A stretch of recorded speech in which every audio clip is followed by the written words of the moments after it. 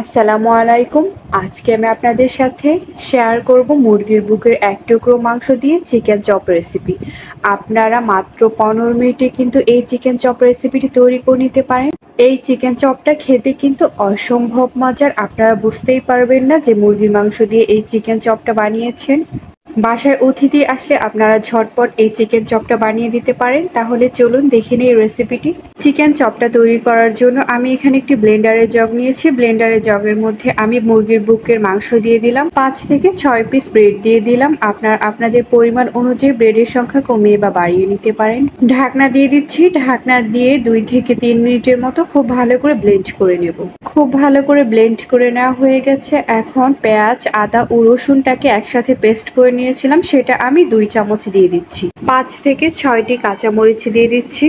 Half চামচ হলুদের গুঁড়া, হাফ চামচ মরিচের গুঁড়া, হাফ চামচ ধনিয়ার গুঁড়া, হাফ চামচ জিরার গুঁড়া দিয়ে দিচ্ছি। 1 চামচ লবণ দিয়ে দিচ্ছি। আপনারা আপনাদের টেস্ট অনুযায়ী লবণের পরিমাণটা কমিয়ে বা বাড়িয়ে নিতে পারেন।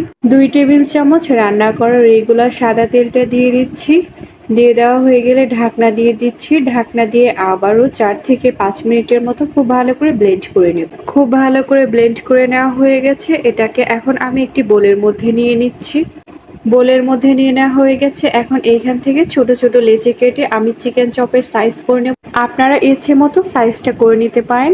আমি ভিডিওতে যেভাবে দেখাচ্ছি ঠিক এইভাবে করে চিকেন চপের সাইজটা করে নিতে পারেন, অথবা গোল শেপও দিতে পারেন।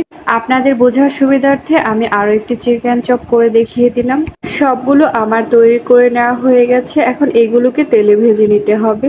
চিকেন চপগুলো ভেজে নেওয়ার জন্য আমি এখানে একটি কড়াই নিয়েছি। কড়াইটাকে খুব ভালো করে গরম করে নিয়েছি। এরপর পরিমাণ মতো তেল দিয়ে দিয়েছি। তেলটাকে হালকা গরম করে নিয়ে এরপর চিকেন চপগুলো কড়াইয়ের মধ্যে সবগুলো দিয়ে দেব। চুলার আঁচটা একদম লো হিটে রেখে চিকেন চপগুলোকে ভেজে নেব। চপগুলোর মধ্যে যখন দেখবেন এরকম একটা কালার চলে এসেছে, ঠিক তখনই সবগুলোকে এইভাবে করে উল্টিয়ে পাল্টিয়ে দিতে হবে। চিকেন চপটা যখন দুই পাশে এরকম সুন্দর একটা কালার চলে আসবে, ঠিক তখনই সবগুলো প্লেটের মধ্যে তুলে নেব। এই চিকেন চপটা কিন্তু আপনারা ফ্রিজেও ফ্রোজেন করে রাখতে পারেন, অথবা 2 থেকে 3 দিন কিন্তু অনায়াসে খেতে পারবেন রেখে। যদি আমার এই রেসিপিটি আপনাদের ভালো লাগে তাহলে অবশ্যই লাইক, কমেন্ট এবং শেয়ার করবেন। ইউটিউব থেকে দেখে থাকলে কিন্তু সাবস্ক্রাইব করবেন, আর ফেসবুক পেজ থেকে দেখে থাকলে কিন্তু ফলো করবেন।